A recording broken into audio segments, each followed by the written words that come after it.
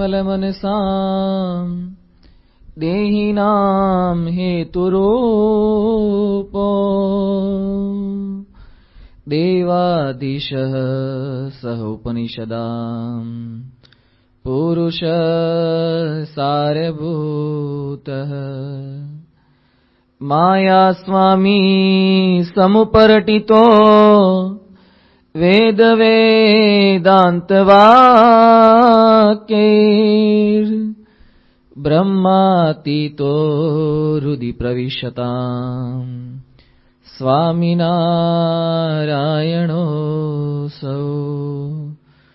ॐ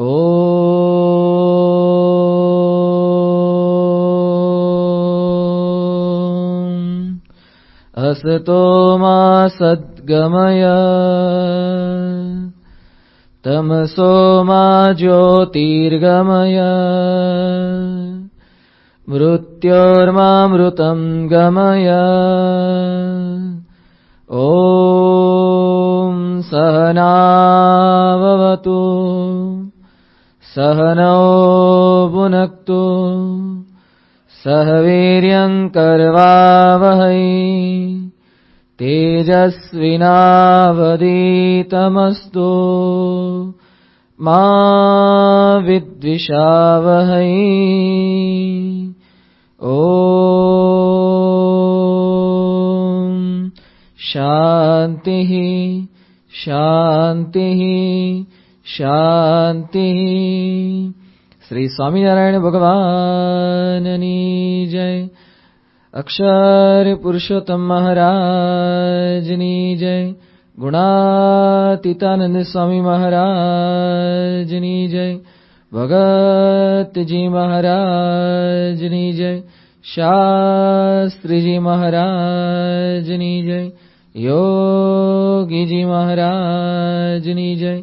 प्रमुख स्वामी महाराजनी जय। दिल्ली अक्षरधाम महोत्सवनी जय। जूनागढ़ मंदिर महोत्सवनी जय। उपनिषद प्रवचनमाला अंतर्गत अपने आ तृतीय उपनिषद कठ उपनिषद एनी अंदर जे नचिकेतानु आख्यान छे भारतवर्षनी आदर्श संस्कृति एनी अंदर नानो बाळक ए पण यमराजना प्रलोभनोनी सामे केवी निष्ठाथी अडग रीते टकी रहे छे एनी केटलीक वातोनो आपणे श्रवण करता हता। अहींया यमराजे नचिकेताने घणा बधा प्रलोभन आप्या। अंदर सुंदर स्त्रीओ आपवानी वात करी, साथे साथे धन वैभव संपत्ति विराट साम्राज्य आपवानी वात करी, छतां पण नचिकेता ए पोते डगतो नथी अने एना मुखमांथी एक ज वाक्य निकळे छे, वरहतु वर्णीय स एव। मने मारे जे वर माग्यो छे ए ज आप आपो। मने आत्मानु अने परमात्मानु ज्ञान ज जोईए छे, बीजा कोई प्रलोभनो ए मने खपता नथी। यमराज एने प्रश्न पूछे छे के आटला बधा प्रलोभनो कोई सामान्य माणसने प्राप्त थाय तो चोक्कस ए स्वीकारी ज ले, छतां पण तू आ लेवानी शा माटे ना पाडे छे? ए वखते नचिकेता खूब ज शूरवीरताथी खूब ज बुद्धिमताथी संभळावीने कहे छे, अजीर्यताम अमृतानाम उपेत्य जीर्यन मर्त्यः क्वदस्तः प्रजानन अविद्यायान वर्णरति प्रमोदा नति दीर्घे जीविते को रमेत। आ मनुष्य शरीर ए जीर्ण थनारू छे, मरण धर्मा छे। एवा तत्वने सारी रीते जाणनारो कयो पुरुष आपना जेवा पुरुष पासेथी आ स्त्री आनंद प्रमोद एनी मागणी शा माटे करे? दीर्घकाळ सुधी जीववानी अपेक्षा शा माटे राखे? कारण के आप अजर अने अमर छो। आवा मोटा पुरुषने प्राप्त कर्या पछी, आपनो महिमा समज्या पछी आपनी पासेथी आवी क्षुल्लक मागणी कोईए क्यारे करवी न जोईए। निष्कुळानंद स्वामीए कंईक आवा ज भावनी वात भगवान अने संत प्रसन्न थाय त्यारे आपणे केवी मागणी करवी जोईए अने लोको केवी करता होय छे एने वर्णवता भक्तिनिधिमां खूब ज सुंदर वात करता लख्युं छे। जेम રીઝવે કોઈ રાજનને પ્રસન્ન કરીને માગે પ્યાજ, તે આપતા અતિ અવનીશને લાગે લોકમાં ઘણી લાજ। એમ પ્રસન્ન કરી પરબ્રહ્મને કરે અલ્પ સુખની આશ, તે શિશુ સમજણ સેવક તણી, ત્યાગી તુપને માગી છાશ. માટે સેવા ખરી હરિની કરી, માગીએ નહીં માઇક સુખ. જે પામી પડે પાછું પડવું, રહે જેમ હોય તેમ દુઃખ. નિષ્કુળાનંદ સ્વામી કહે છે, જેમ રીઝવે કોઈ રાજનને પ્રસન્ન કરી માગે પ્યાજ. કોઈ રાજા પ્રસન્ન થાય અને પછી કે તારે શું જોઈએ છે, 1 કિલો ડુંગળી આપો ને. તો રાજા રાજી થાય, એની પાસેથી આ માગવાનું હોય. યોગી બાપા દ્રષ્ટાંત આપતા, એક ગામમાં એક માજી હતા અને પછી રાજાને ફરિયાદ કરવા ગયા. એ કે રાજાજી, તમે આટલા સમર્થ શુરવીર બેઠા છો, છતાં મારા ઘરમાં કૂતરી ઘૂસી ગઈ છે. એ કે કૂતરી કાઢી આપો ને, કે નીકળતી જ નથી. રાજાએ પોતાના સૈનિકોને મોકલ્યા ને કે આ ઝૂંપડું તોપેથી ઉડાવી દો કે કૂતરી સાથે. હવે એવું માગવાનું હોય. રાજા પ્રસન્ન થયા છતાં પણ માગતા ઘણી વખત એ આવડે નહીં. ભગવાન અને સંતની પ્રાપ્તિ થાય એની સામર્થ્યનો આપણને પરિચય નથી. યોગી બાપા છપૈયા દર્શન માટે ગયા હતા 68ની સાલમાં. એ વખતે એક નાનકડો બાળક હતો, છપૈયા ગામનો સ્થાનિક રહેવાસી હશે. એને યોગીજી મહારાજ અને બધા સંતોને ભગવાન સ્વામિનારાયણના ઘનશ્યામ મહારાજના પ્રસાદીના સ્થાનો ખૂબ જ ડિટેલથી, ખૂબ જ મહિમા સાથે બધા બતાવ્યા. છેલ્લે બધી આ મુલાકાત પૂર્ણ થઈ પછી યોગી બાપાએ બાળક ઉપર ખૂબ જ રાજી થયા અને યોગી બાપાએ બાળકને ધબ્બો આપ્યો. ધબ્બો માર્યો અને પછી કે લો ગુરુ, અક્ષરધામ આપ્યું. એ વખતે પેલો છોકરો શું કે, સ્વામીજી મારા 8 આના આપો ને. કે મેં જે તમને બતાવ્યું એની મારી જે ફી થાય છે એ 8 આના પહેલા મને આપો, મારે અક્ષરધામ જોઈતું નથી. યોગી બાબા કે આ બાળકને ખબર નથી ક્યાં અક્ષરધામ અને ક્યાં 8 આના. આવું બધું આપણું પણ ઘણી વખત થતું હોય છે. જેને યથાર્થ મહિમા સમજાય છે એ ક્યારે ભગવાન અને સંત પાસેથી લૌકિક માગણી કરતા નથી. મહાભારતના યુદ્ધ પૂર્વે દુર્યોધન અને અર્જુન બંને કૃષ્ણ ભગવાનની સહાય માંગવા ગયા હતા. એ વખતે અર્જુન એ કૃષ્ણ ભગવાનના ચરણમાં બેસે છે અને દુર્યોધન બાજુમાં મસ્તક બાજુ બેસે છે. અને દુર્યોધનના મનમાં શેની મહત્વાકાંક્ષા હતી? એને કૃષ્ણ ભગવાનની જે કઈ સેના હતી એ બધી સેના પ્રાપ્ત કરવી હતી. સેના મળી ગઈ તો રાજી થઈ ગયો. કૃષ્ણ ભગવાને શરત કરી હતી કે મારી પાસે 2 વિકલ્પ છે. એક તરફ મારી સેના છે અને બીજી તરફ નિશસ્ત્ર એવો હું, જેના પક્ષમાં બળીશ એક શસ્ત્ર કે અસ્ત્ર પણ હાથમાં પકડીશ નહીં. અર્જુન કે ભગવાન મારે સેના નથી જોઈતી, કેવળ તમે આવો ને મારા પક્ષમાં એટલું જ પૂરતું છે. દુર્યોધને સેના માગી, સંપત્તિ માગી, અર્જુને કેવળ ભગવાનને માગી લીધા. જે ભગવાનનું સાચું મહાત્મ્ય સમજે છે એ ભગવાનને માગી લે છે પોતાના પક્ષમાં. જે ભગવાનનું મહાત્મ્ય સમજે છે સુખ નહીં પણ સામેથી દુઃખ માંગે છે ઘણી વખત. કારણ કે સુખમાં સાંભળે સોની અને દુઃખમાં સાંભળે રામ. જેમ જેમ સુખની માત્રા વધે ને એમ વીંટીઓની સંખ્યા પણ વધતી જાય. આપણને એ બધું કઈ વીંટીઓ ચડાવો એ બધા ખર્ચા કરવાનું મન થાય, પણ જેવું દુઃખ પડે અને તરત ભગવાન આપણને યાદ આવતા હોય છે. એકવાર એક મોટું બિલ્ડિંગનું ચણતર કામ ચાલુ હોય છે અને પેલો કડિયો કંઈક ઉપર કામ કરતો હશે અને કડિયાનું હાથમાંથી લેલું એ છટક્યું અને 5મા 6ઠા માળે કામ કરતો હોય છે. એટલે લેલું નીચે લેવા માટે આવી ના શકાય તરત તો. એટલે નીચેથી મુસાફરો જતા હોય એટલે એણે નીચેથી કોઈક જોવે અને લેલું ઉપર ફેંકે અથવા તો આપી જાય. એના માટે પોતાના ખિસ્સામાં કંઈક જે કંઈ પરચુરણ હશે એટલે એને 8 આનાનો સિક્કો નાખ્યો. તો 8 આના જેવા પેલા મુસાફરની આગળ પડ્યા તો પેલો કે વાહ કે અલ્લાહ દેતા હે તો છપ્પર ફાડ કે દેતા હે, એમ લઈને જતો રહ્યો. પછી બીજો આવતો તો બીજા ઉપર રૂપિયો નાખ્યો તો વાહ કે રૂપિયો બીજોય જતો રહ્યો. કડીઓ કે આ રીત પોસાશે નહીં, કે આમ તો આખી પરચુરણ ખાલી થતી જશે. એટલે જે ચણતર કામ ચાલતું હતું એમાંથી એક કાંકરી કાઢી મોટી અને કાંકરી લઈને પછી ઉપરથી હેઠે નાખી. જેલા માથા ઉપર પડીને એને તરત ઉપર જોયું, એ કે કોણે મારી. અને પછી પેલા કડિયાએ બૂમ મારી, ભાઈ સાહેબ મારું લેલું પડી ગયું છે આપી જાય. જ્યાં સુધી સુખ મળે છે ને ત્યાં સુધી આપણે ઉપર જોતા નથી. દુઃખ જ્યારે આવે ને તરત ભગવાનને યાદ કરીએ છીએ. એ દુઃખ ઘણીવાર ભક્તો સાચા માગણી કરતા હોય છે. કુંતાજીએ કૃષ્ણ ભગવાન પાસે શું માગ્યું? વિપદઃ સંતુ ન સશ્વત, કે હે ભગવાન અમને દુઃખ આપો, કારણ કે સુખ મળે છે ત્યારે અમે આપને ભૂલી જઈએ છીએ. અને આપણી વાસ્તવિકતા છે, સુખમાં આપણને ભગવાન એટલા યાદ આવતા નથી. ખાલી લૌકિક દ્રષ્ટાંતથી જોઈએ, ગરમ પાણીથી નાતા હોઈએ ને આપણે, એમાં ભગવાન એટલા યાદ નથી આવતા જેટલા ટાઢા પાણીથી શિયાળામાં યાદ આવે. શિયાળામાં મહારાજ સ્વામી નાહો જલ્દી ઉભા થવાનું હોય ને, અને પેલા ગરમ પાણીથી શેક કર્યા જ કરે. એમાં એ વખતે સ્વામી બાપા યાદ આવતા નથી. જ્યાં દુઃખ પડે છે ને ત્યાં તરત ભગવાન અને સંત આપણને યાદ આવતા હોય છે. એટલે જે ભગવાન અને સંતનું મહાત્મ્ય સમજે છે એ ભગવાન અને સંત પાસે ક્યારે લૌકિક સંપત્તિ માંગતા નથી. ગઢપુરમાં શ્રીજી મહારાજની પાસે રતો બશીઓ કરી અને એક મહારાજનો ભક્ત હતો. સાવ સામાન્ય અસ્થિર મગજનો જ હતો, છતાં પણ સેવાને ભક્તિ ઘણું કરતો હતો. મહારાજ એને એટલું સુખ આપતા, કોઈ પરમહંસના ખભા ઉપર હાથ રાખીને મહારાજ ચાલતા નહોતા.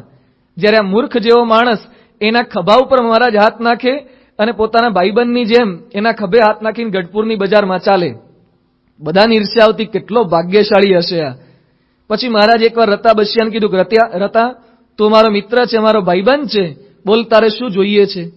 પેલો મૂર્ખો માણસ હતો, છતાં પણ પોતે શું બોલ્યો કે મહારાજ, જ્યારે તમારાથી કંઈક બીજું અધિક જણાશે ત્યારે માગીશ. તમારાથી બીજું મને કંઈક અધિક જણાશે ત્યારે માગીશ. એ રતા બસિયાને પણ ખબર પડે છે, પણ ઘણીવાર આપણને પડતી નથી. ભગવાન એકવાર આવી જાય પછી આપણી પાસે બધું જ આવી જતું હોય છે. પેલા આપણે મહાબળવંત માયામાં પણ પ્રાર્થના શું કરે છે, જતનબા અને પેલા જે બાઈઓ હતા ડાંગરવાના અને વહેલાલના ને બધા બાઈઓએ, પેલા આ બાજુના કાઠિયાવાડના બાઈઓએ મહારાજ પાસે રૂપિયા માંગ્યા અને ઉત્તર ગુજરાતના બાઈઓએ મહારાજ પાસે આ રીતે મહાબળવંત માયા તમારી, મહારાજ આ તમારી માયા અમને ન નડે એ આપો, તમારી સાચી શરણાગતિ, તમારી સાચી ભક્તિ કરી શકીએ એવી જ માગણી કરી.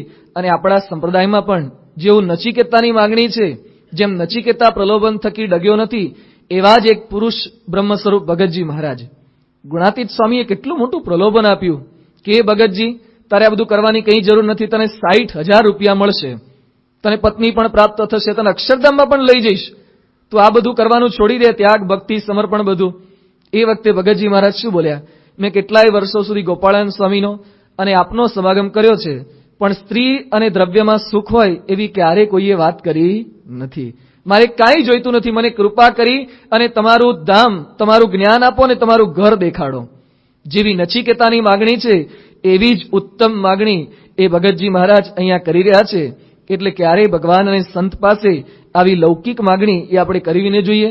હંમેશા એ જ પ્રાર્થના, તમારી મૂર્તિ વિના મારા નાથ રે, બીજું મને આપશો માં. પણ ઘણીવાર આપણે સાચા ભાવથી આ કીર્તન નથી ગાઈ શકતા, કારણ કે બીજું ઘણું આપણે જોઈતું હોય છે કે મૂર્તિ આપજો ને ભેગું ભેગું બીજું થોડું એ આપતા રહેજો. પણ ફાફડા લો એટલે ચટણી ભેગી આવે જ, એના જુદા પૈસા કે જુદું કંઈ કરવાનું ના હોય. ભગવાન આવી જશે એટલે ધીમે ધીમે બધું એની સાથે એ બધું આવવાનું જ છે. એટલે હંમેશા ભગવાન આપણા પક્ષમાં બળે, ભગવાનની પ્રાપ્તિ થાય એવી માગણી અહીંયા કરવી જોઈએ. નચિકેતાનું ધ્યેય દ્રઢ છે, એટલે ગમે તેટલા પ્રલોભનો મળે છે, છતાં પણ કોઈ પ્રલોભનમાં એ પોતે લેવાતો નથી.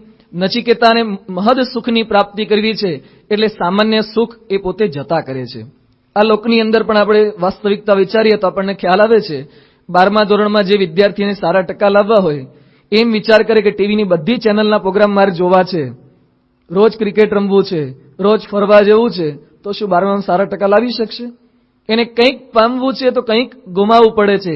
કીડી ચોખો લે ચલી બીચ મેં આઈ દાલ, કીડી ચોખો લઈને જતું હોય, રસ્તામાં બીજી દાળનો પણ એક દાણો પડ્યો હતો. કીડી ચોખો લે ચલી બીચ મેં આઈ દાલ, દો દો બાતે ના બને કાં સેથો કા ટાલ. બે વસ્તુ સાથે બને જ નહીં. એમ ભગવાનનું પણ સુખ લેવું છે અને સાથે સાથે જગતનું પણ સુખ પ્રાપ્ત કરવું છે, એ ક્યારેય શક્ય બનતું નથી. નચિકેતા કેવળ આત્મને પરમાત્મ જ્ઞાન પામવા માંગે છે, એટલે કોઈ પ્રલોભનમાં પોતે અહીંયા લોભાતો નથી અને ખૂબ જ દ્રઢતાથી પોતે કહે છે, યોયમ વરોગુડમ અનુપ્રવિષ્ટો નાન્યમ તસ્માદ નચિકેતા વૃણીતે. ખૂબ જ શુરવીરતાથી, કેફથી કેવા વાક્યમાં સંભળાવે છે. એક એક વાક્યમાં એની અસ્મિતા છલકાય છે. નાન્યમ તસ્માત નચિકેતા વૃણીતે, તમારી પાસેથી નચિકેતા એ વરદાન સિવાય બીજું કંઈ જ માગતો નથી, મને કેવળ આત્મજ્ઞાન અને પરમાત્મ જ્ઞાન જ જોઈએ છે.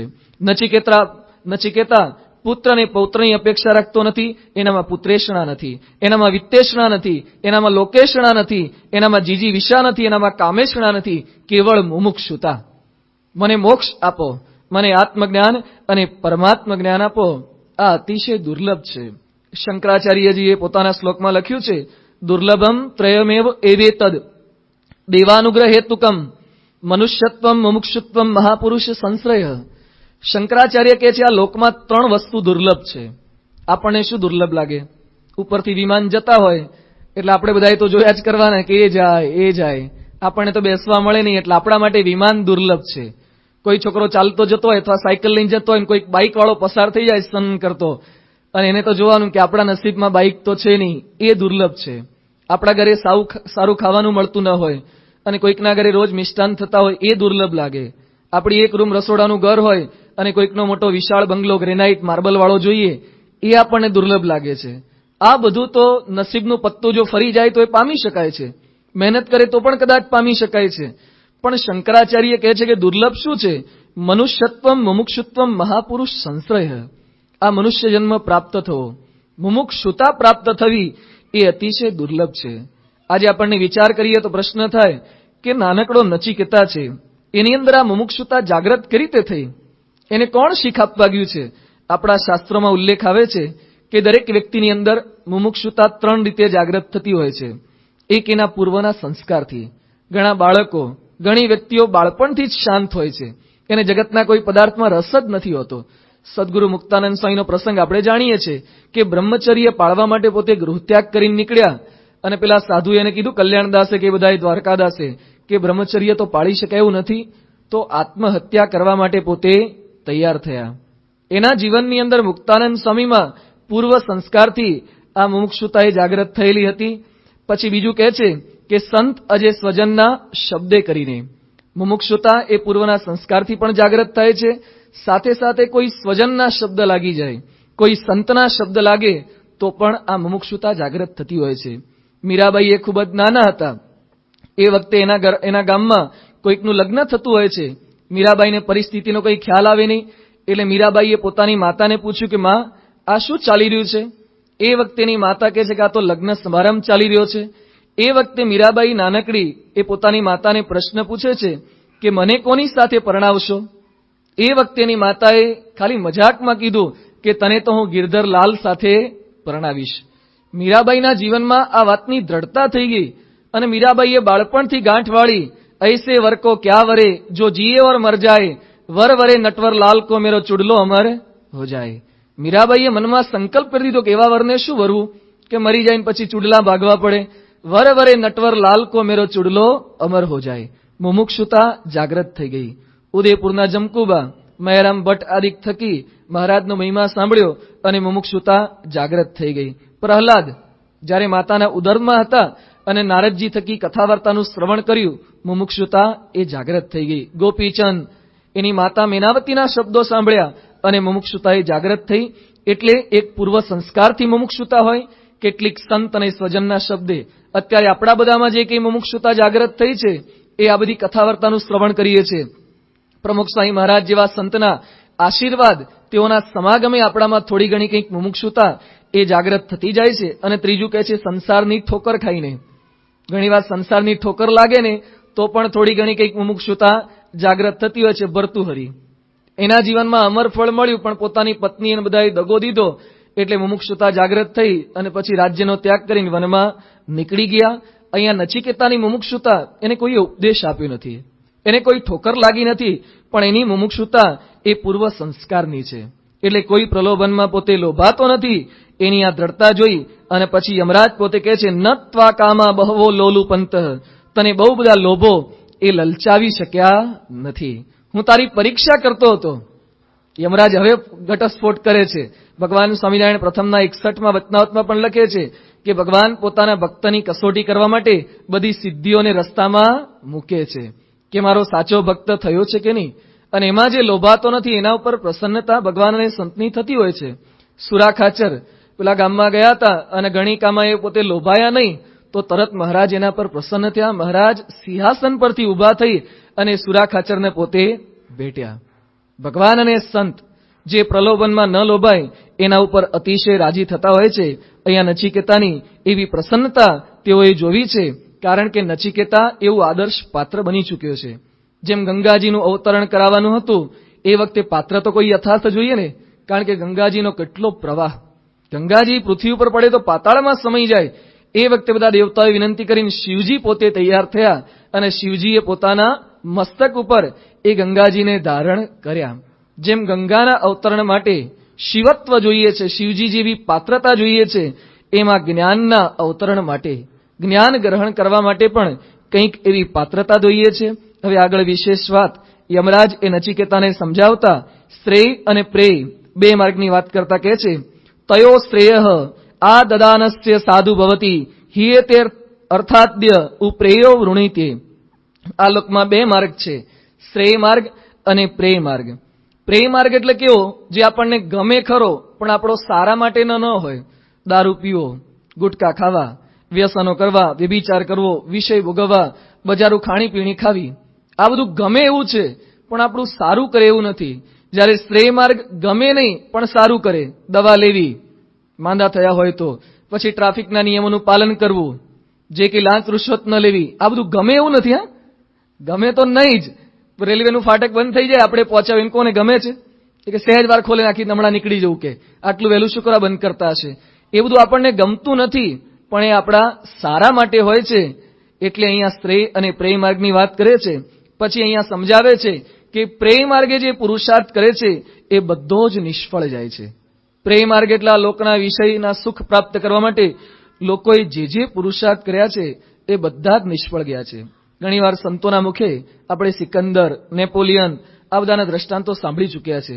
કેટલી ધન સંપત્તિ પ્રાપ્ત કરી, આ પ્રેય માર્ગે કેટલો પુરુષાર્થ કર્યો, છતાં પણ જીવનના અંતે બોલવાનો વખત આવે છે. ઔરંગઝેબ બેતાજ બાદશાહ કહેવાય સમગ્ર ભારતના. 41 વર્ષે પોતે ગાદી પર આવ્યા હતા અને 90 વર્ષ સુધી શાસન કર્યું હતું ઔરંગઝેબે. પોતાના બાપને જેલમાં પૂરીને, શાહજહાને. એ ઔરંગઝેબ પોતાના જીવનના અંતિમ ક્ષણોમાં શું બોલે છે? સારી જિંદગાની ફિઝુલ ગઈ, આખું જીવન પાણીમાં ગયું. આટલા વર્ષો સુધી રાજગાદી સંભાળી છતાં પણ પ્રેય માર્ગે કરેલો પુરુષાર્થ એ નિષ્ફળ જતો હોય છે. આવા તો ઘણા બધા દ્રષ્ટાંતો છે. એટલે પ્રેય માર્ગે જે કંઈ પુરુષાર્થ કરે છે નિષ્ફળ જાય છે, છતાં પણ લોકો પાછા વળતા નથી. પ્રેય માર્ગે એકવાર પ્રારંભ કર્યો ને એટલે એની અંદર ખૂબતા જ જાય છે. અને જે પોતે તો વળ્યા છે અને બીજા બધાને પણ એ માર્ગે જ દોરે છે. યોગી બાબા દ્રષ્ટાંત આપતા કે દરબારો એકવાર ઘોડા ઉપર સવાર થઈ અને પછી જતા હશે અને રસ્તામાં નદીનો એક પ્રવાહ જતો હતો. એટલે પહેલા એક દરબારે પ્રવેશ કર્યો ઘોડા લઈને. દરબારને એમ કે હમણાં નીકળી જવાશે અને બરાબર નદીની વચ્ચે પહોંચ્યા અને વેણ એકદમ ભારે હતું અને પછી એ તણાવા લાગ્યા. પાછળ હજી 5-10 દરબારો બીજા બહાર ઉભા હતા. એટલે પેલા દરબારોએ પૂછ્યું કે શું છે, અંદર હવા એવું છે ને? જે દરબાર પાણીમાં પ્રવેશ કરી ચૂક્યા હતા એણે વિચાર કર્યો કે આપણે તો ગયા જ છીએ, તો પેલા બધાને શું કરવા બાકી રાખવા. એ કે આવો આવો, કે નીકળી જવાય એવું જ છે. એને પેલા બધાને બોલાયા, એ તો જવાનો હતો ને ભેગા બીજાને પણ લેતો ગયો. યોગી બાપા કહેતા કે આ સંસારનું એવું છે, આ પ્રેય માર્ગ એવું છે. ગુણાતીતાનંદ સ્વામીએ પોતાની વાતોમાં લખ્યું છે, બાપના હૈયામાં સ્ત્રી છે તે છોકરાને પરણાવે જ છે. એ પોતે પડ્યા છે એટલે બધાને એ માર્ગે એ પોતે નાખે છે કે અમે તણાણા તો તમે તણાવો જ, તમે કેમ બાકી રહી જાઓ, તમે પણ આ પ્રવાહમાં પડો જ. એટલે પ્રેય માર્ગે હંમેશા જે માણસ પ્રવેશ કરે છે એ બીજા બધાને પણ આ માર્ગે જ લઈ જતો હોય છે. પણ જે શ્રેય માર્ગે ચાલે છે, તો શ્રેય માર્ગે કોણ ચાલે છે? અહીંયા લખે છે મંદો યોગ ક્ષેમાત વૃણીતે. જે માણસ બુદ્ધિશાળી છે એ શ્રેય માર્ગે ચાલે છે.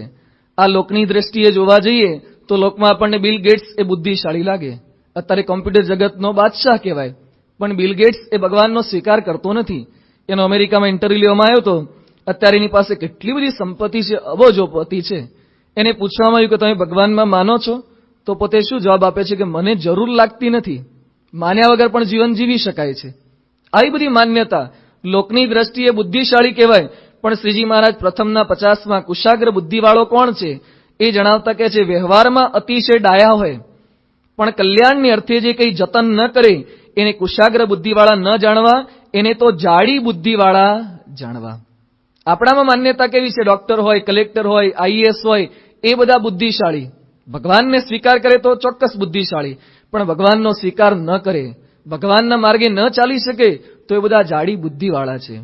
ભગવાન સ્વામિનારાયણ માંગરોળ ગામમાં પધાર્યા હતા અને સમુદ્ર કાંઠે ત્યાં પેલો એક વેપારી સામાન્ય મૂર્ખ માણસ બેઠો હોય છે અને પછી પેલા માટીના ત્રાજવા કર્યા હતા, ઠીકરીઓ લઈ અને લો ઇલાયચી, લો લવિંગ બધી બૂમો પાડતો હતો. એટલે મહારાજે પૂછ્યું કે આ કોણ છે? એ કે મહારાજ આ તો કબો ગાંડો છે. એ કે કેમ ગાંડા થઈ ગયા? એ કે મહારાજ આ તો અહીંયા માંગરોળના બહુ મોટા શેઠ હતા, કબા શેઠ તેઓનું નામ હતું. એમના વાણ બધા છેક બીજા દેશોમાં જતા વેપાર કરવા માટે અને ઘણો બધો લાખો કરોડો રૂપિયાનો માલ અહીંયા લાવતા હતા. પણ એકવાર એમના વાણ બધો સામાન ભરીને આવતા હતા પણ દરિયામાં ડૂબી ગયા અને આંચકો લાગી ગયો, ત્યારથી પેલી ડાગડી છટકી ગઈ છે અને સાવ ગાંડા થઈ ગયા છે. અને આ રીતે માટી બધી જોખે છે, ઠીકરાઓ, અને આવો વેપાર કરે છે. એ વખતે મહારાજ સંતોને અને હરિભક્તોને ઉદ્દેશીને શું કહે છે કે અમારી દ્રષ્ટિમાં જે ભગવાન નથી ભજતા એ બધા કબા ગાંડા જેવા જ છે.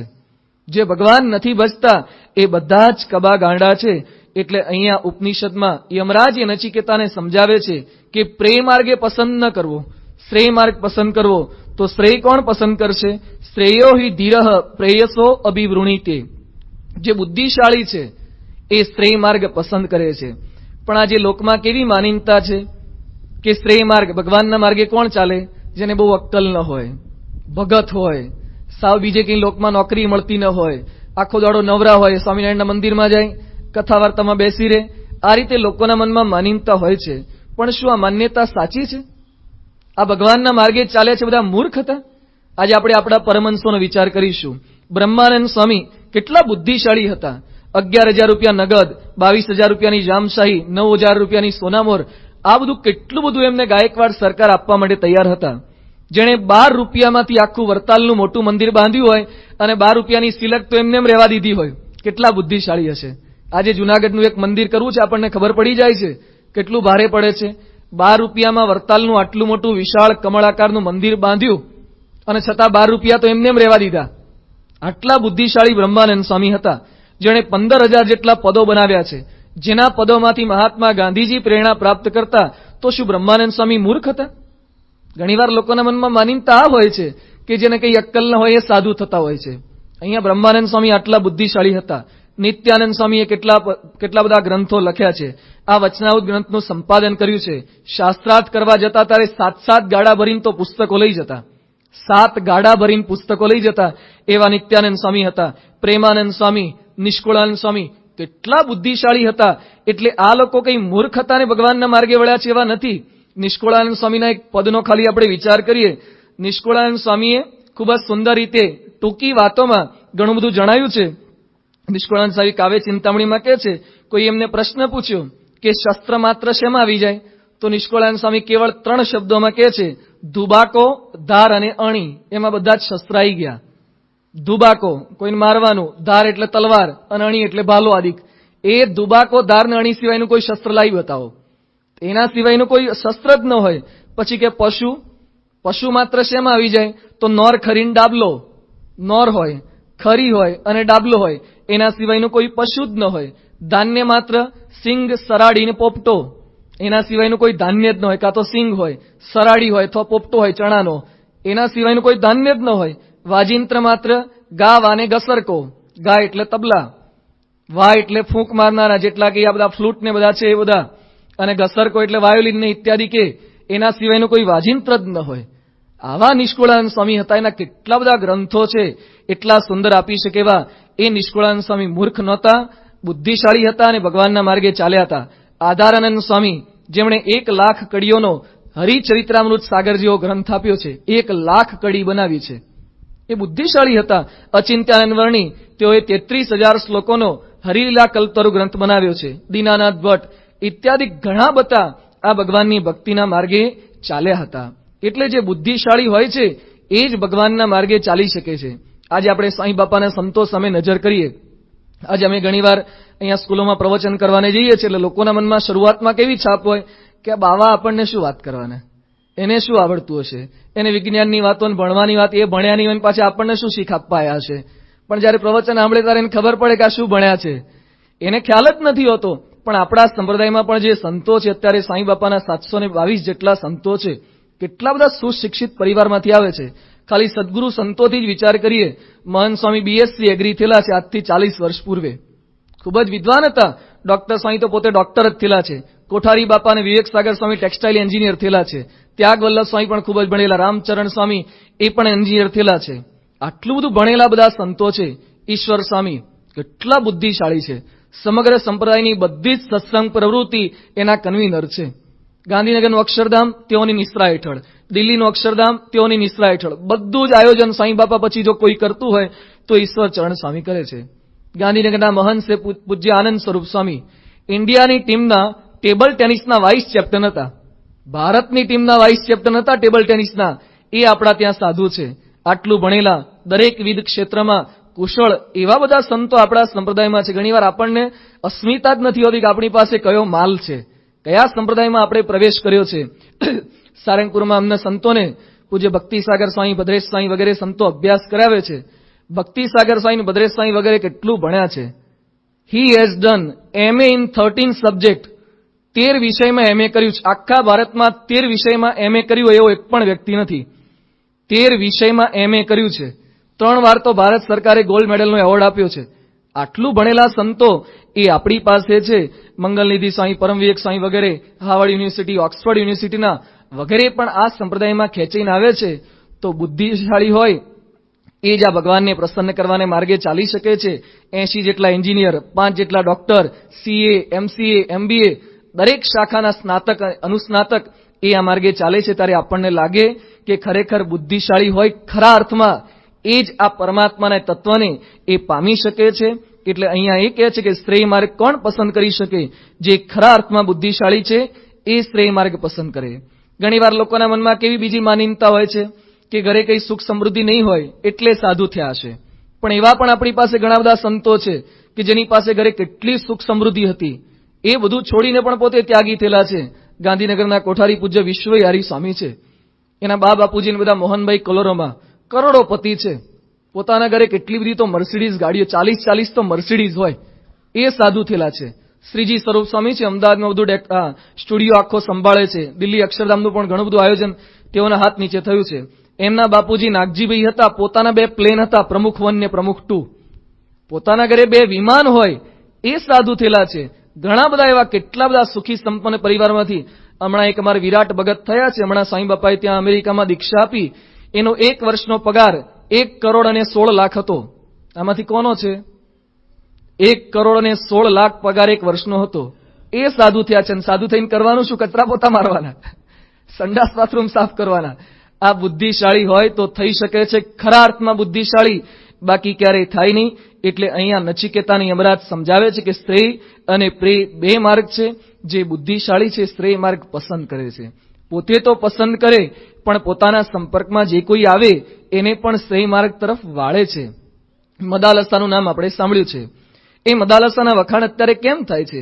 કારણ કે જ્યારથી એના નાના બાળકો હતા, વિક્રાંત, સુબાહુ, શત્રુમર્દન ને અલર્ક, એના 4 બાળકોના નામ છે. એ જ્યારે ઘોડિયામાં ઝૂલતા હોય એ વખતે મદાલસા એ રાજરાણી હતી. ઋતુધ્વજ રાજાની એ પોતે પત્ની હતી.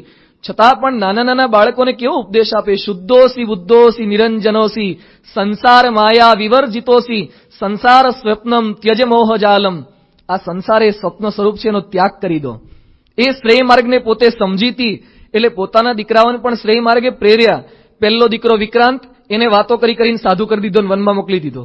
રાજરાણી પોતાના દીકરાઓને વનમાં મોકલે છે ત્યાગી થવા માટે. બીજો દીકરો સુબાહુ, એને પણ વનમાં મોકલ્યો. ત્રીજો શત્રુમર્દન, એને પણ વનમાં મોકલ્યો. રાજાએ વિચાર કર્યો 3 દીકરાને આ વનમાં મોકલી દે છે, એટલે ચોથો દીકરો જે અલર્ક બાકી રહ્યો હતો એને રાજાએ પોતાની પાસે રાખી લીધો અને આદેશ આપ્યો ક્યારે તારે તારી માને મળવા જવું નહીં. જો મળવા જાય તો ફૂંક મારીને ઉપદેશ આપી દે ને. એટલે એને માને મળવાની બંધી કરી દીધી. મદાલસાએ વિચાર કર્યો કે મારા દીકરા છે, 3 દીકરા તો કલ્યાણ પ્રાપ્ત કરી શકશે, પણ ચોથો ક્યાં રાજવહીવટમાં ભરાઈ ગયો કે એ માયેમાં ફસાઈ ગયો. એટલે કેવી યુક્તિ કરે છે? જેને શ્રેય માર્ગની મહત્તા સમજાય છે, ગમે તે છળ કપટ કરીને પણ શ્રેય માર્ગ સિદ્ધ કરે છે અને બીજા પાસે કરાવે છે. એણે પોતાનો મોટો દીકરો વિક્રાંત એ રાજ્ય છોડી અને વનમાં ગયો હતો. એને કંઈક સંદેશો મોકલાવ્યો કે તારી માતા તને બોલાવે છે. પેલો પાછો આવ્યો. પોતાની માતા મદાલસાને કહે છે કે માં શું કામ પડ્યું? એની માતાએ બધી હકીકત એને સંભળાવી દીધી. એ કે બેટા મોટો તું છે એટલે તારે રાજગાદી જોઈએ ને, એટલે તું તારા બાપુજી પાસે માગણી કર, કારણ કે નાનો પેલો અલર્ક છે એને રાજગાદી આપવાની વાત કરે છે તારા બાપ તો. એટલે પેલો વિક્રાંત એના બાપ પાસે ગયો અને કહે છે બાપુજી નાના ભાઈને કેમ રાજગાદી આપો છો? રાજગાદી તો મને મળવી જોઈએ, મારે હવે ત્યાગી નથી થવું, મારે અહીંયા સંસારમાં જ રહેવું છે, મને રાજગાદી આપો. એટલે રાજા ખૂબ જ રાજી થઈ ગયા. એ કે આ તો 3 જતા રહ્યા એના સારું થયું ને કે 2 હવે રહેશે, ભલે રાજગાદી તને આપીશ. એને રાજગાદી સોંપી.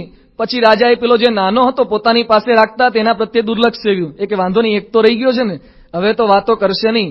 એટલે આ મદાલસાએ નાના છોકરા અલર્કને પોતાની પાસે બોલાયો. રોજ એટલું જ્ઞાન પીરસ્યું બરાબર. એને વાતો કરીને ત્યાગી કરી દીધો. અને પછી મોટાને બોલાયો. એ કે તું શાના માટે નીકળ્યો હતો? એ કે ત્યાગી થવા. કેમ પાછો આવ્યો? કે તમે બોલાવો એટલે જા પાછો નીકળી જા. એને વાતો કરીને કાઢી મૂક્યો. 4 જણાને સાધુ કરી દીધા. આ મદાલસા માતા છે જેને એકવાર દ્રઢ થાય છે શ્રેય માર્ગ, એ છળ કપટ કરીને પણ પોતાના સંતાનોને આ માર્ગે એ પ્રેરતા હોય છે. આજે સાંઈ બાપાની સેનામાં ઘણા બધા સંતો છે, પણ એની પાછળ એ લોકોની માતાઓ, પુણ્યવંતી માતાઓ, જે લોકોને મનમાં દ્રઢ થયું છે કે આ માર્ગ સાચો છે, એ લોકો પ્રેરણા આપે છે. ઘણીવાર લોકો કહે છે ને કે સ્વામિનારાયણ સંપ્રદાયમાં સ્ત્રીનો તિરસ્કાર થતો હોય છે. જો તિરસ્કાર થતો જ હોય તો અહીં બધા જે સાધુ થયા છે એ માતા પિતાની સિગ્નેચર પછી સાધુ થવાય છે. એની માતા એ માળા કરતા હોય છે. ઘણા બધા દીકરાઓ પોતાના સાધુ થાય એના માટે અક્ષરદેરીની માનતા રાખતા હોય છે. જ્યારે એને દ્રઢ થયું હોય તો આ શક્ય બને છે. એટલે અહીંયા નચિકેતાને યમરાજ પોતે સમજાવે છે કે શ્રેય માર્ગ જે પસંદ કરે છે એ બુદ્ધિશાળી છે અને સાથે સાથે પોતાના દીકરાને, પોતાના સંતાનોને, કદાચ દરેક માતા કે દરેક પિતા પોતાના દીકરાને સાધુ તો ન કરી શકે, બધાએ કરવાની આવશ્યકતા પણ નથી, પણ આ ભગવાનનો સંબંધ તો આપણે કરાવીએ, એને ભગવાનના મંદિરે લાવતા કરીએ તો પણ આપણે બુદ્ધિશાળી ઠરીશું, તો પણ આપણે શ્રેય માર્ગને કંઈક સમજ્યા એ કહેવાઈશું. એટલે નચિકેતા એવો બુદ્ધિશાળી છે. એને વાત કરતા યમરાજ હવે કહે છે કે જે લોકો આ શ્રેય માર્ગને પસંદ કરતા નથી તે લોકોની કેવી ગતિ થાય છે. પુનઃ પુનઃ વશમ આપદ્યતે મે. જે લોકો શ્રેય માર્ગ પસંદ નથી કરતા એ લોકો ઘડીએ ઘડીએ મારા વશમાં આવે છે. એટલે જન્મ મરણ એનું ચાલુ ને ચાલુ રહે છે. હવે જે જ્ઞાન આપવાનું છે એ જ્ઞાનની વાત કરતા, જે જ્ઞાનની આકાંક્ષા, તીવ્રતા નચિકેતાને હતી એની વાત કરતા યમરાજ પોતે કહે છે, શ્રવણાય અપી બહુર્બીયો યો ન લભ્ય શૃણવંતોપી બહવો યમ ન વિદ્યુઃ આશ્ચર્ય વક્તા કુશલસ્ય લબ્ધાશ્ચર્યો જ્ઞાતા કુશલાનુશિષ્ટ. કહેતા કે હું તને જે જ્ઞાન આપવાની વાત કરું છું પણ આ જે આત્મજ્ઞાન એ પરમાત્મ જ્ઞાન લોકોને મળતું નથી, કારણ કે એનું નિરૂપણ કરનારા બહુ દુર્લભ છે. આ સહજ નથી. આજે લોકમાં કાઠિયાવાડ બાજુ તો ઘડીએ ઘડીએ ઠેર ઠેર બધા ડાયરા થતા હોય છે, મહેફિલો થતી હોય છે. રાત્રે બધા ભેગા થાય, કાંસી જોડા લઈને આખી રાત ભજન કર્યા કરે. બીડીઓના ઠૂઠા હવારે ભેગા થયા હોય બધા, આખી રાત ભજન ગાય કે વાલા નીચનો સંગ ન કરીએ, નીચનો સંગ ન કરીએ, નીચપણું તો નરકે લઈ જાય. તો આખી રાત તે કર્યું શું પાછું? હવારે પાછો નીકળતો હોય તાર કોકના ખેતરમાંથી ભારો ઉપાડતો જાય અને તે કઈ નીચપણું તો નરકે લઈ જાય. તારાથી બીજો નીચ મોટો કયો શોધવા જેવો? આખી રાત આ કરે પણ આત્મજ્ઞાન ને પરમાત્મ જ્ઞાન એની કઈ વાત જ ના આવે. જયારે આપણા સંપ્રદાયમાં બાળપણથી જ આ વાત છે. નાનો છોકરો એને પણ દ્રઢ કરવામાં આવે છે, આત્મા ને પરમાત્મા, બ્રહ્મ ને પરબ્રહ્મ. બાળમંડળમાં આપણી ધૂનથી જ આ શરૂઆત થાય છે. આપણે તો અક્ષરધામમાં જવું છે એવો એક સંકલ્પ રાખવો. ઘરમાં રહેવું તે બાળકને ખબર જ નથી પડતી ક્યાં મહેમાનની પેઠે રહેવું, કયું ઘર. આપણા ઘરમાં મહેમાનની પેઠે એ તો છે જ, પણ આ ઘરમાં મહેમાનની પેઠે રહેવું. આ ઘર છે દેહરૂપી ઘર, એમાં આપણે આત્મા છીએ. આપણે મહેમાનની પેઠે રહેવાનું છે, એક દિવસ નીકળી જવાનું છે. બાળપણથી જ કેટલું સુંદર તત્વજ્ઞાન આ સંપ્રદાયમાં આપણી ગળથુથીમાં એ પીરસવામાં આવે છે. એટલે શ્રવણાય અપી ન લભ્ય. બાર તો અલભ્ય છે, આપણા સંપ્રદાયમાં એ લભ્ય આપણને પ્રાપ્ત થાય છે. પછી કહે છે કે પ્રાપ્ત થાય છતાં પણ સમજી શકાય એવું નથી. શૃણવંત અપી બહવઃ યમ ન વિદ્યુઃ. ઘણા લોકો સાંભળે છે પણ સમજી શકતા નથી. E = mc². હું બોલ્યો, બધાએ સાંભળી લીધું, પણ સમજાયું કેટલા?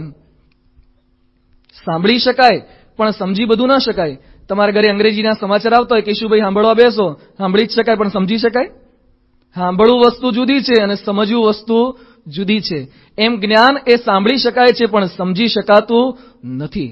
ઘણીવાર આપણી પાસે પ્રાપ્તિ હોય, પ્રાપ્તિના દર્શન થતા હોય, પણ ઘણી વખત આપણે એને સમજી શકતા નથી. આ આત્મજ્ઞાનની વાતો કરવી ખૂબ જ સરળ છે. હું આત્મા કેવો છે, પરમાત્મા કેવા છે એની વાતો કરી શકું, પણ એ સમજવું અતિશય કઠણ છે.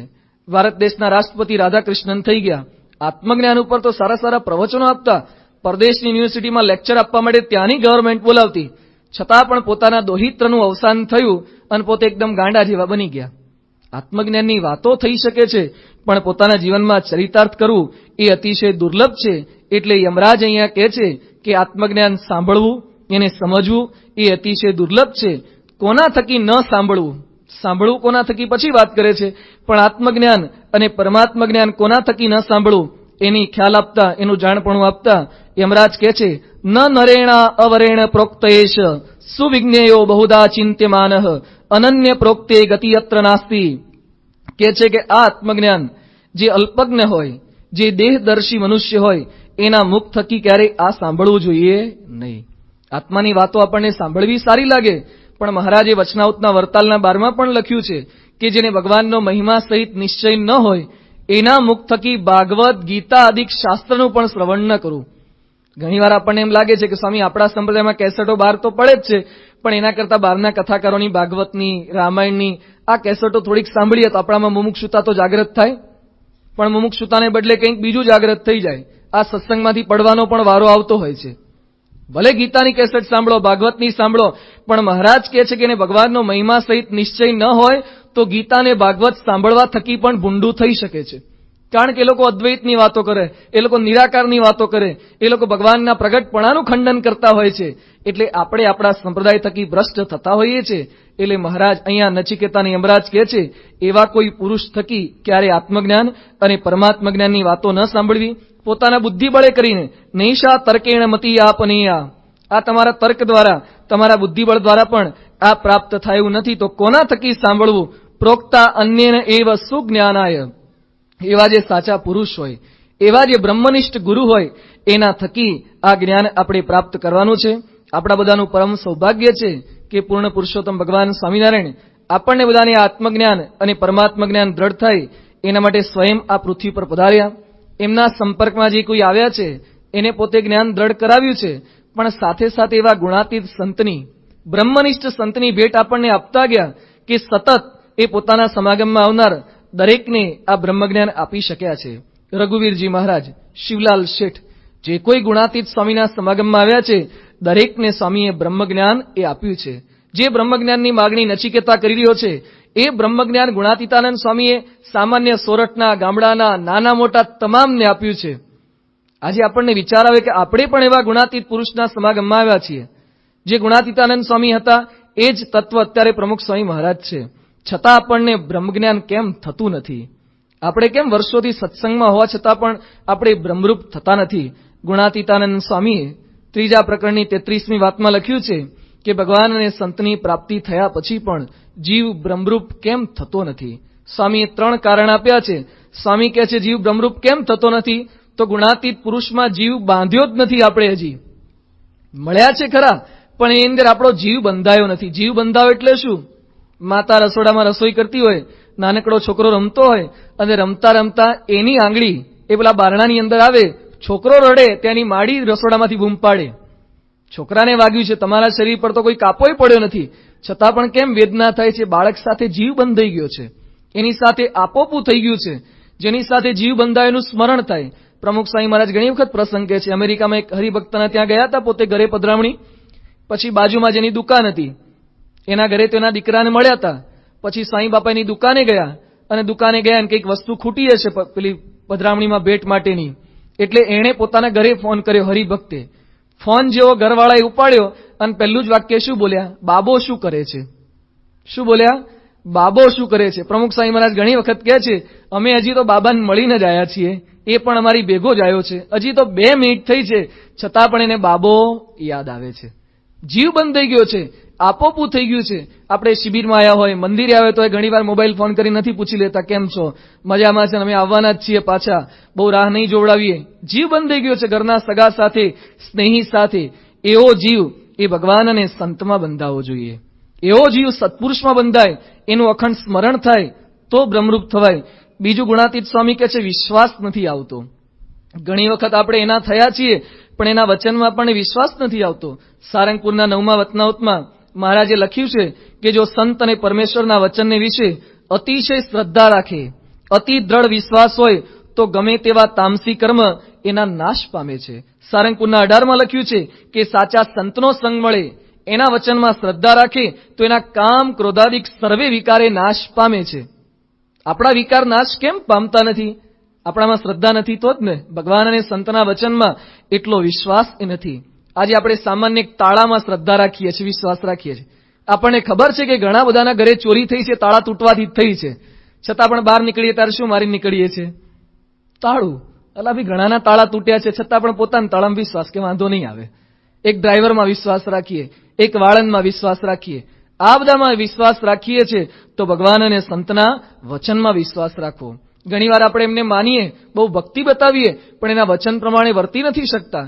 સારંગપુરમાં શાસ્ત્રીજી મહારાજ એકવાર એમની જે રૂમ છે પ્રસાદીની સિંહાસનની બાજુમાં, એમાં બિરાજમાન હતા અને કોઈક પ્રસંગ આવતો હતો, એની ઉજવણી કરવાની હતી, એટલે બધા મુહૂર્ત શોધતા હતા હરિભક્તો. શાસ્ત્રીજી મહારાજની ઈચ્છા કોઈક જુદી તિથિની હતી, એટલે બધા હરિભક્તો કે ના સ્વામી કે એ તિથિ સારી ન કહેવાય, કે આ મુહૂર્ત સારું છે. એટલે શાસ્ત્રીજી મહારાજની સામે રકઝક કરતા હતા બધા ચુસ્ત હરિભક્તો. પણ એ વખતે શાસ્ત્રીજી મહારાજ એકદમ ઊભા થઈ ગયા અને પછી પોતે શું બોલ્યા? તમે બધા છેલ્લા કેટલાય વર્ષોથી મને કહો છો કે તમે તો સ્વામી ભગવાન જેવા છો, ભગવાન જેવા છો, પણ મારી આજ્ઞા પ્રમાણે એક મુહૂર્ત બદલવા તૈયાર થતા નથી. ભગવાન શું કહો છો? આપણે પ્રમુખ સ્વામી ભગવાન જેવા છે, ભગવાન જેવા છે એમ બોલવા તૈયાર થઈએ છીએ, પણ એની આજ્ઞાથી કંઈક બદલવાનું થાય, છોકરાનું નામ પાડવાનું થાય, કંઈક દુકાનનું નામ, ના સ્વામી એ નહીં, આ રાખો ને, અમને આ ગમે છે. એમની ઈચ્છા પ્રમાણે આપણે બધું કરી શકતા નથી. વચનમાં વિશ્વાસ નથી. એવો વિશ્વાસ કેળવાય તો બ્રહ્મરૂપ થવાય. અને ત્રીજો મુદ્દો સ્વામી કહે છે, નિષ્કપટપણે આપણે વર્તી શકતા નથી. નિષ્કપટપણે વર્તવું જોઈએ. કોઈ પણ વ્યક્તિએ રોગ ટાળવો હોય તો ડોક્ટર પાસે જઈએ અને પેટમાં દુખાવો થયો હોય અને ડોક્ટર પૂછે શું ખાધું તું ગઈકાલે, આપણે બરાબરના ગોટા ભજીયા દાબ્યા હોય તો આ કહી દેવું પડે ને ડોક્ટરને, પણ એ વખતે છુપાઈએ તો ડોક્ટર બરાબર દવા ન કરી શકે. જે ખાવાથી આપણને તકલીફ થઈ હોય જણાવવું પડે છે. આ એલોપેથી વાળા બહુ પૂછપરછ કરતા નથી, પણ હોમિયોપેથી વાળા ખરા નિષ્કપટ કરી નાખે છે આપણને. બધું ડિટેલમાં આટલા વર્ષો પહેલા શું થયું હતું, કેવા સંકલ્પ થતા હતા, ક્રોધ થાય છે, કામ થાય છે, વિકાર થાય છે, બધું ડિટેલમાં પૂછે છે. આ લોકો પણ એક રોગ ટાળવા માટે આટલું ડિટેલિંગ કરતા હોય તો ભગવાન અને સંત પાસે આપણે નિષ્કપટ થવાનું છે. નિષ્કપટ થવું એટલે લોયાના પાંચમા મહારાજે જણાવ્યું છે કે પંચવર્તમાનમાં લોપ થયો હોય, કોઈ હરિભક્તોનો અવગુણ આવતો હોય, નિશ્ચયમાં અનિશ્ચયનો ગાઢ થયો હોય તો ભગવાન અને સંતને પત્ર દ્વારા કંઈક લખવું, અથવા તો એ શક્ય ન હોય તો આપણી પૂજામાં ઠાકોરજી પાસે મંદિરમાં પ્રાર્થના કરવી અને ભગવાન અને સંત પાસે ક્યારેય કપટ ન કરવું. આપણને જે કંઈ પૂછે એનો સાચો જવાબ આપવો, પણ ઘણીવાર ભગવાન અને સંત પાસે આપણે કપટ કરતા હોઈએ છીએ, એટલે આપણે બ્રહ્મરૂપ થતા નથી. અહીંયા નચિકેતા જે બ્રહ્મરૂપ થવાના માર્ગે ચાલ્યો છે એ આપણા માટે સહજ છે. એને તો આટલો દાખલો કરીને યમરાજના ત્યાં જવું પડ્યું છે. આપણે તો ત્યાં જવાની જરૂર પણ નથી, આપણે અહીંયા ઘેર બેઠા પ્રાપ્ત થયું છે. પણ આ 3 કલમ જો સિદ્ધ થાય તો, એટલે નચિકેતાની દ્રઢતા જોઈ. નચિકેતા એ બ્રહ્મજ્ઞાન માટે આટલો બધો તલપી રહ્યો છે, એની આટલી પાત્રતા છે, એટલે જ્ઞાન આપ્યા પછી અહીંયા યમરાજ પોતે કહે છે, ત્વાદ્રુક નહ ભૂયાત નચિકેતઃ પ્રષ્ટા. હે નચિકેતા, તારા જેવો પ્રશ્ન પૂછનાર શિષ્ય અમને પ્રાપ્ત થાઓ. યમરાજ પણ નચિકેતાને જોઈને કેટલા ખુશ થઈ ગયા છે. શું બોલે છે? તારા જેવો શિષ્ય અમને મળે. આ શિષ્યના જીવનનું સાર્થક્ય છે. કદાચ બીજી કોઈ કળા આપણામાં આવે કે ના આવે, પણ ગુરુ આપણા ઉપર પ્રસન્ન થઈ જાય. અને જેમ શાસ્ત્રીજી મહારાજ યોગી બાપા માટે બોલ્યા કે જોગીથી એક ક્ષણ પણ છૂટા પડવાનું મન થતું નથી. આ આપણા માટે ગુરુનું મોટા મોટું પ્રમાણ કહેવાય. પ્રમુખ સ્વામી મહારાજ માટે શાસ્ત્રી મહારાજ શું બોલતા કે નારાયણ દાવીને જો ભક્ત ચિંતામણી સંભળાવે તો મને સારું થઈ જાય. શાસ્ત્રી મહારાજની એકમાત્ર આપણી પાસે ઓડિયો કેસેટ છે. શાસ્ત્રી મહારાજ ખૂબ જ ચરોતરની ભાષામાં ખૂબ જ સુંદર બોલે છે. એ કેસેટમાં પ્રસંગનું વર્ણન કંઈક જુદું ચાલે છે અને ઘડીએ ઘડીએ કેશવ જીવનદાને બદલે નારાયણદા, નારાયણદા, ઘડીએ ઘડીએ એમના મુખ થકી નારાયણદા આવી જાય છે. કેટલા વાલા એમને પ્રમુખ સ્વામી થયા હશે. સંતો સંત સ્વામી વગેરે વાત કરતા કે શાસ્ત્રીજી મહારાજને નારાયણદા કેટલા વાલા હતા. જેમ 100 માતા વચ્ચે એકનો એક દીકરો હોય અને એક દીકરો કેટલો વાલો હોય, એટલા વાલા પ્રમુખ સ્વામી મહારાજે શાસ્ત્રીજી મહારાજને હતા. કેમ આટલું વાત્સલ્ય પ્રાપ્ત કરી શક્યા? સાચી રીતે ગુરુની આજ્ઞામાં વર્ત્યા છે. ગુણાતીત પુરુષ હતા, છતાં પણ આપણા જીવનનું સાચું સાર્થક્ય આ છે કે આપણા ગુરુની આપણા ઉપર પ્રસન્નતા થાય.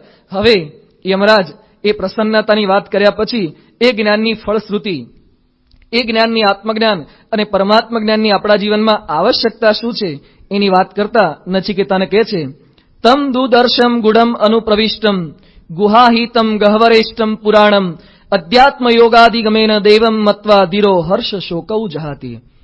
આપણે છેલ્લા કેટલાય સમયથી આત્મજ્ઞાન અને પરમાત્મ જ્ઞાનની આવશ્યકતા શું છે એની વાત કરી રહ્યા છે, પણ આની જરૂર શું છે? શા માટે નચિકેતા આટલો બધો આગ્રહ રાખે છે આત્મજ્ઞાન અને પરમાત્મ જ્ઞાનનો? અહીંયા લખે છે કે પોતાના આત્માને બ્રહ્મરૂપ માનીને પરમાત્માની જે ઉપાસના કરે છે એ હર્ષ અને શોકને તરે છે અને મુક્ત થાય છે. આપણા સંપ્રદાયમાં જે બ્રહ્મરૂપ થવાની વાત છે એ ઉપનિષદની વાત છે. ઉપનિષદમાં યમરાજ પણ નચિકેતાને આ કહે છે કે બ્રહ્મરૂપ થઈશ તો તું હર્ષ શોક થકી મુક્ત થઈશ. બાકી આ સંસારમાં આપણને સુદ વધ, ભરતીને ઓટ એ આવ્યા જ કરે છે. ક્ષણે રૂષ્ટા, ક્ષણે તુષ્ટા, રૂષ્ટા તુષ્ટા, ક્ષણે ક્ષણે. ક્યારેક આપણે રાજી હોઈએ છીએ, ક્યારેક ખૂબ જ ખુશ હોઈએ, ક્યારેક નાખુશ થઈ જઈએ. સભામાં આગળ બેસાડે તો ખુશ, ઊભા કરીને સહેજ પાછળ બેસાડે તો નાખુશ.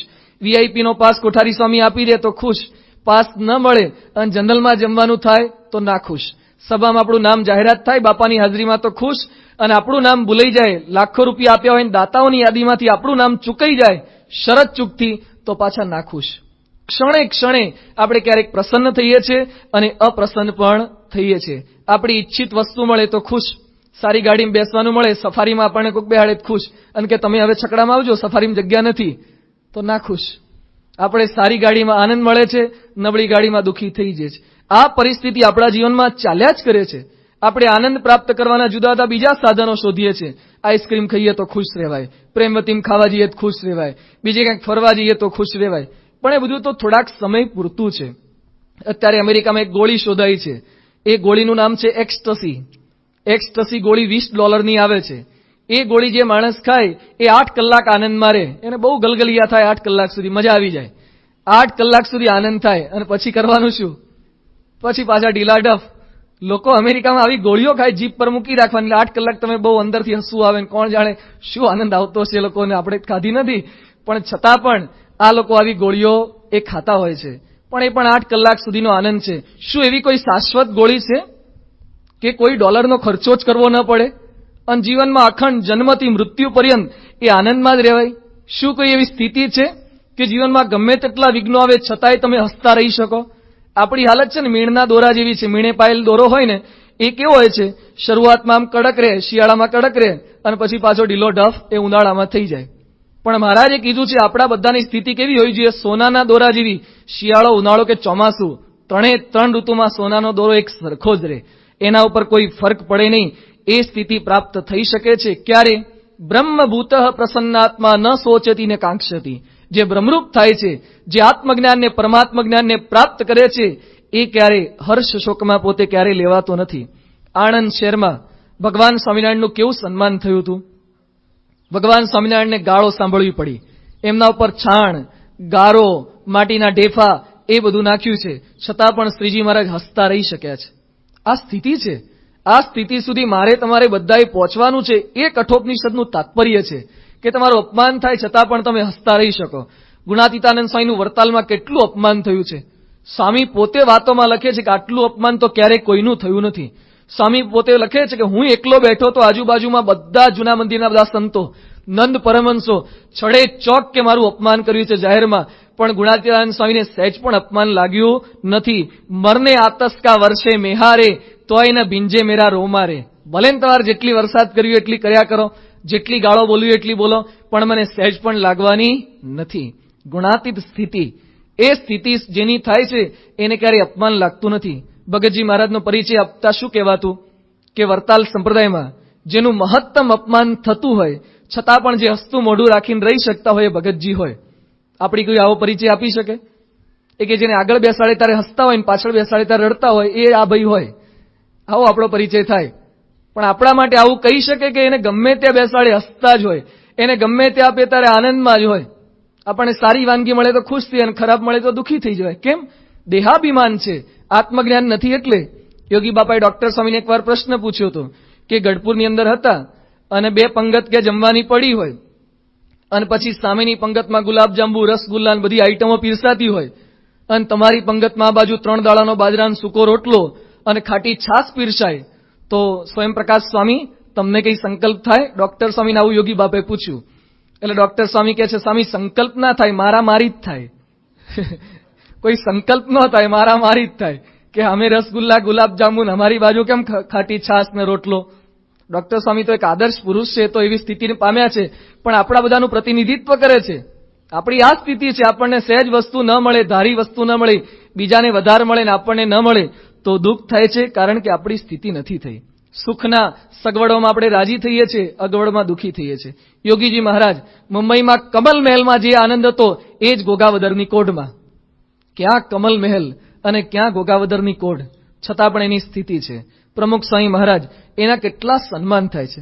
અત્યાર સુધી સ્વામી બાપાએ જે હાર પહેર્યા છે ને, દુનિયાના કોઈ પુરુષે નહીં પહેર્યા હોય. કેટલા હાર આવે છે. જન્મજયંતિમાં આપણે બધા પહેરાઈ શકતા નથી. 150, 200 હાર આવે. કેવા કેવા હાર પ્રમુખ સ્વામીએ પહેર્યા છે. પસ્તીથી માંડીને હીરા સુધીના હાર પહેર્યા છે. મુંબઈમાં પસ્તી કલેક્શન કરતા તે લોકોએ પસ્તીનો એક હાર બનાવ્યો હતો અને ડાયમંડના હાર પણ સુરતમાં અને પેલા બેલ્જિયમમાં બધાએ પહેરાયેલા છે. આટલા મોટા મોટા ભવ્ય હાર, 150 ફૂટના, 300 ફૂટના તલના હાર, ધાણીના હાર, કમળના હાર, ગુલાબના હાર, જાત જાતના હાર એ પહેરે છે. જ્યારે ઘણી વખત હાર પણ ન હોય. સામાન્ય પેલા ગલગોટા ને 2-3 શેર વાળા લઈ આવે છે, પણ સેટ પણ ડિપ્રેશનમાં આવતા નથી. કેટલી મોટી મોટી સભાઓ એમની થાય છે. આણંદ જન્મજયંતિની સભા એ સંપ્રદાયની મોટામાં મોટી સભા થઈ ચૂકી. 2,25,000 સભામાં બેઠા હતા. 2,25,000 એક પુરુષની સામે જોઈ રહ્યા હોય, કેટલી મોટી સભા કહેવાય, કેટલું વિરાટ સન્માન કહેવાય. પણ બીજા જ દિવસે પ્રમુખ સ્વામી મહારાજની પૂજામાં 150 થી 200 હરિભક્તો હોય, છતાં પણ સહેજ પણ પાછા એકદમ ઉદાસ થઈ જતા નથી. હિંમતનગરની જન્મજયંતિ, કેટલું ભવ્ય સ્ટેજ હતું, લાખો માણસ આવ્યા હતા. અને બીજા દિવસે સવારે પૂજા ક્યાં કરી હતી? ત્યાં પેલા સંત આશ્રમમાં જે છે ને, ત્યાંના ઉપરના પેસેજ ઉપર સાંઈ બાપાની પૂજા ગોઠવી હતી. સામાન્ય થોડા ઘણા હરિભક્તો. એ પ્રિન્સ ચાર્લ્સના બંગલામાં પણ એટલા આનંદમાં રહી શકે છે, અને સેલવાસ પંચમહાલના આદિવાસી વિસ્તારમાં પણ એટલા આનંદમાં રહી શકે છે. આ બ્રાહ્મી સ્થિતિ હોય તો શક્ય બને છે. એ રોલ્સ રોયમાં પણ એટલા આનંદથી બેસી શકે છે, અને સામાન્ય પેલી ફિયાટમાં, મેટાડોરમાં, એમ્બેસેડરમાં પણ બેસી શકે. બાકી આ શક્ય નથી. યોગી શતાબ્દીમાં બહારના બધા ધર્મગુરુઓ આવ્યા હતા, અને એ લોકો માટે ગાડીની વ્યવસ્થા આપણે કરી હતી. પણ શરત ચૂકથી ગાડી કઈ હતી નહીં. એટલે સાંઈ બાપાએ કીધું કે આપણી મર્સિડીઝ લઈ જાઓ, કે એમને લેવા માટે જાઓ. એટલે એને મર્સિડીઝમાં લઈ આવ્યા પેલા સાધુ મહાત્માને. પેલા તો ખુશ થઈ ગયા, મર્સિડીઝમાં એને બેસવા ક્યાંથી મળે. બેસવા મળ્યું, એક દિવસ લઈ આવ્યા, પછી 2-3 દિવસ રોકાવાના હતા. અને પછી બીજા દિવસે તો એમના માટે જે ગાડીનું એલોટમેન્ટ આપણે કર્યું હતું, મારુતિ કે જે કઈ હશે, એ લઈને ગયા. તો કે હમ નહીં આएंगे. એ કે ક્યું નહીં આएंगे? કે મર્સિડીઝ લાવો તભી આएंगे. ના આવ્યા સભામાં, મર્સિડીઝ મોકલવી પડી, પછી આવ્યા. બોલો, એકવાર મર્સિડીઝનો અવાજ ચાખી ગયા, પછી બીજી ગાડીમાં બેસતા નથી. જ્યારે સાંઈ બાપાને ગમે ત્યારે જે ગાડી આપે, એના મનમાં કોઈ ગાડીની આકાંક્ષા જ નથી. આ બ્રાહ્મી સ્થિતિ છે. આવી સ્થિતિ સુધી આપણે પહોંચવાનું છે. એટલે નચિકેતા તો આપણા માટે એક દ્રષ્ટાંત છે. જ્યારે આપણા માટે જીવંત પુરુષ એ પ્રમુખ સ્વામી મહારાજ છે. એના જીવનમાં આપણને આ બ્રાહ્મી સ્થિતિ જોવા મળે છે. એટલે આપણા સંપ્રદાયમાં જે બ્રહ્મરૂપ થઈને પરમાત્માની ભક્તિ કરવાની છે, એ કોઈ નવો ઉપજાવી કાઢેલો ભગવાન સ્વામિનારાયણનો સિદ્ધાંત નથી. આ વેદ અને ઉપનિષદને માન્ય એવો આ સંપ્રદાય છે. એટલે અહીંયા નચિકેતાને આત્મજ્ઞાનની વાતો કરી પછી નચિકેતા એ પરમાત્માનો પ્રશ્ન પૂછે છે.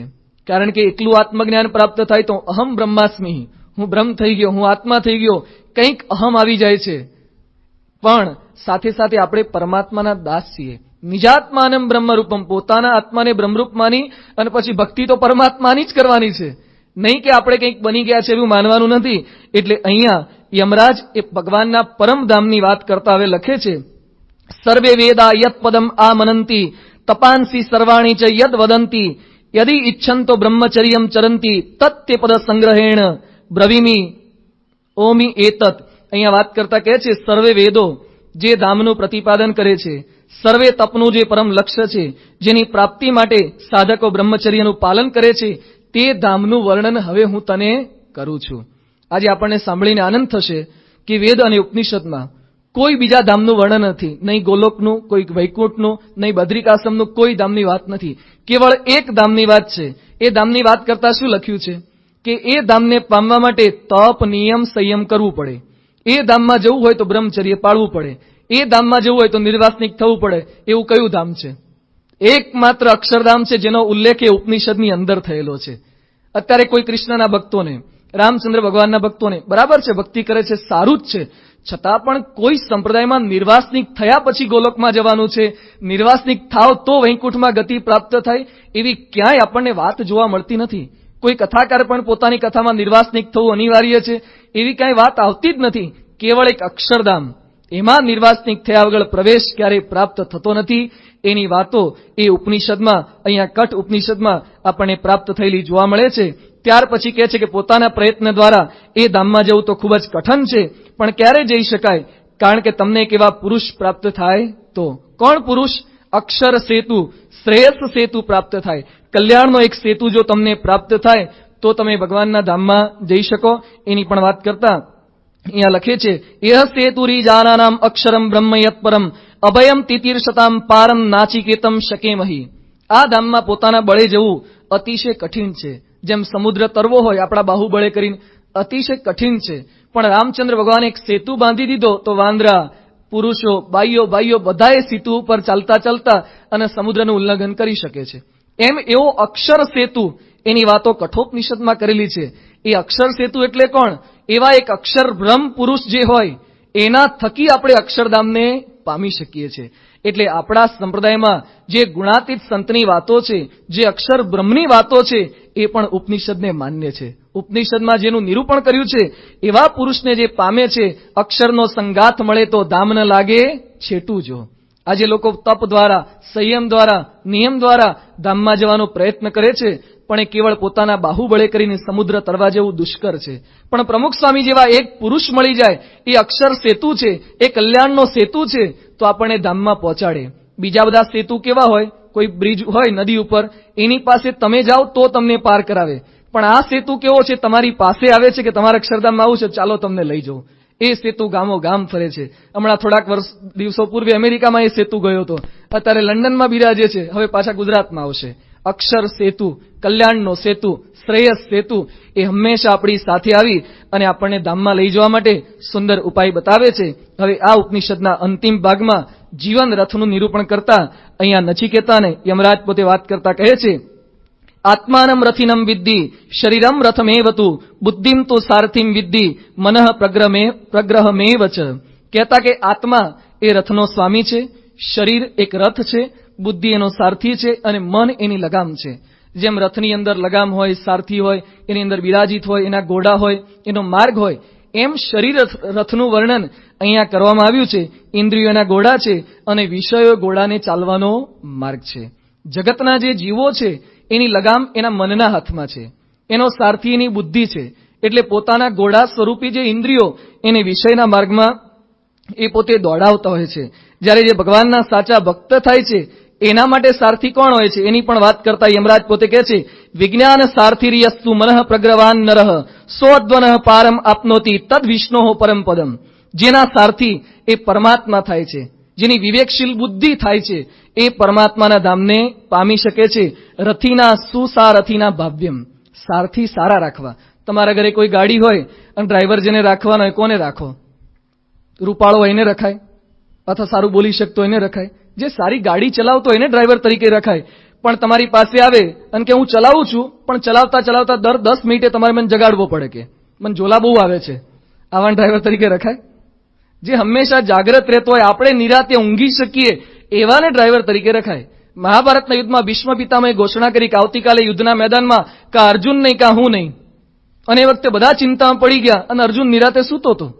કૃષ્ણ ભગવાન કહ્યા, તને ખબર છે આ ભીષ્મ પિતામહની પ્રતિજ્ઞા છે, એણે કીધું છે આવતીકાલે યુદ્ધમાં તું નહીં કા હું નહીં, તું કેમ હજી સૂતો છે? એ કે તમે જાગો છો એટલે.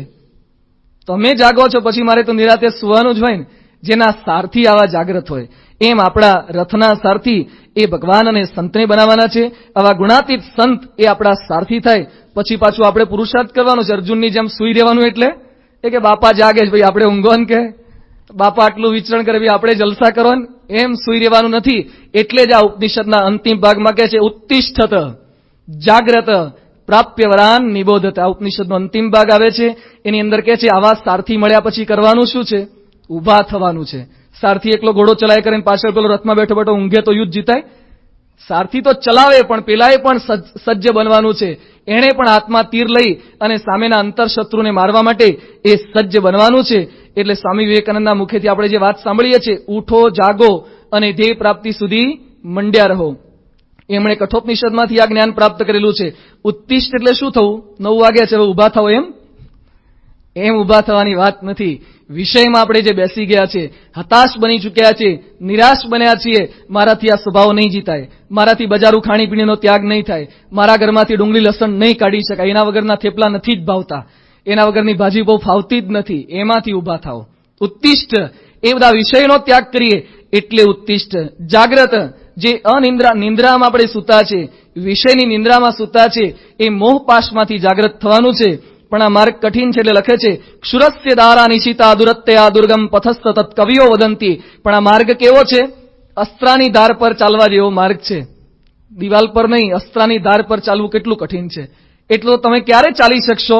પ્રાપ્ય વરાન નિબોધત. સ્વામી વિવેકાનંદનું વાક્ય આખું ઉપનિષદનું નથી. એ શું બોલ્યા છે? ઉઠો, જાગો ને ધ્યેય પ્રાપ્તિ સુધી મંડ્યા રહો. સારું વાક્ય છે, પણ ઉપનિષદ એમ નથી કહેતું. ઉપનિષદ એમ કે છે ઉઠો, જાગો, તમારા બળથી ધ્યેય પ્રાપ્ત નહીં થાય. ઉઠો, જાગો, એવા મહાપુરુષને પ્રાપ્ત કરીને પછી ધ્યેય પ્રાપ્ત કરો. તમારા બુદ્ધિ બળે કરીને ઉઠશો, જાગશો, પણ આ પ્રાપ્ત નહીં થાય. એટલે પ્રાપ્ય વરાન નિબોધત. એવા સાચા પુરુષને તમે પ્રાપ્ત કરો. બાકી મન મત્ત થઈને તું કોટી સાધન કરે, સદગુરુ શબ્દવીન સર્વ કાચું. એટલે કે જો તમને ભગવાનને પ્રાપ્ત કરવા છે, રામ મિલન કે કારણે જો તું ભયો ઉદાસ, તુલસી શોધી લે સંગત સંત કી, રામજીનો કે પાસ. એવા સંતને, એવા મહાપુરુષને આપણે પ્રાપ્ત કરી લેવાના છે. આપણા સૌનું પરમ સૌભાગ્ય છે કે એવા સંત આપણને પ્રાપ્ત થઈ ચૂક્યા છે. હવે એની પાસેથી જ્ઞાન કઈ રીતે પ્રાપ્ત કરવું? તો ગીતામાં લખે છે કે ઉપદેક્ષંતિ તે જ્ઞાનમ જ્ઞાનિનસ્ તત્વદર્શિનઃ તદ્વિદ્ધિ પ્રણિપ્રાતેન પરિપ્રશ્નેન સેવયા. એવા પુરુષ પાસે જઈએ, પ્રણિપાત કરીએ, એના ચરણોમાં નમસ્કાર કરીએ. કરીશ્ય વચનમ તવ, હે સાંઈ બાપા તમે જેમ કહેશો એમ અમે કરીશું.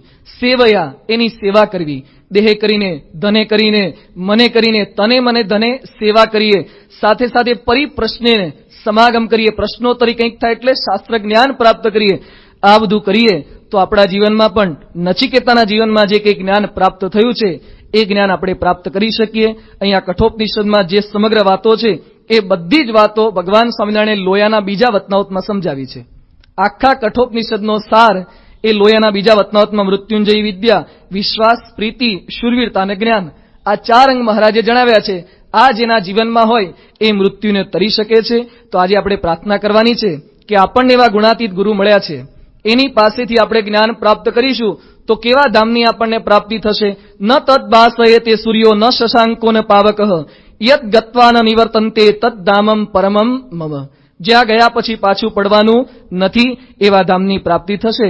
અંતમાં ઉપનિષદના અંતિમ ભાગમાં આની જે કઠોપનિષદનું આખ્યાનનું આપણે શ્રવણ કર્યું એની વાત કરતા લખે છે, મૃત્યુ પ્રોક્તામ નાચિકેતોથ લબ્ધ્વા વિદ્યામેતામ યોગ વિધિમ ચ કૃત્સ્નમ બ્રહ્મ પ્રાપ્તો વિરજો બુદ્ધિ મૃત્યુ રત્નોપી એવમ યો વિદ્ય આત્મમ એવ. યમરાજે કહેલી આ વિદ્યાને પામીને નચિકેતા એ બ્રહ્મભાવને પામી સર્વ વિકારોથી મુક્ત થઈ અને મૃત્યુ રહિત થઈને પરમાત્માને ધામને પામ્યો. અન્ય અપી યહ એવમ વિદ અધ્યાત્મમ એવ. અન્ય કોઈ પણ જો નચિકેતા જેવી દ્રઢતા રાખશે, નચિકેતાની જેમ વિઘ્નોની વચ્ચે સ્થિર રહેશે, પ્રલોભનમાં નહીં લોભાય, તો તે પુરુષ પણ બ્રહ્મરૂપ થઈ પરમાત્માને ધામને પામી શકશે. તો આપણે પણ પ્રાર્થના કરીએ કે નચિકેતા તો પામ્યો છે. આપણા સંપ્રદાયમાં એવા પરમહંસો શિવલાલ શેઠ જેવા, દાદા ખાચર જેવા હરિભક્તો પામ્યા છે. અત્યારે એવા સદગુરુ સંતો બ્રાહ્મી સ્થિતિ પામ્યા છે. તો આપણે પણ પ્રમુખ સ્વામી મહારાજ જેવા અક્ષર સેતુના સમાગમ દ્વારા જે વાતો નચિકેતાના ઉપનિષદમાં અહીંયા દ્રઢ થઈ છે, સાકાર થયેલી દેખાય છે, એ સર્વે વાતો આપણા જીવનમાં પણ સાકાર થાય એ જ એમના ચરણોમાં પ્રાર્થના. શ્રી સ્વામિનારાયણ ભગવાનની જય. સ્વામિનારાયણ નારાયણ નારાયણ.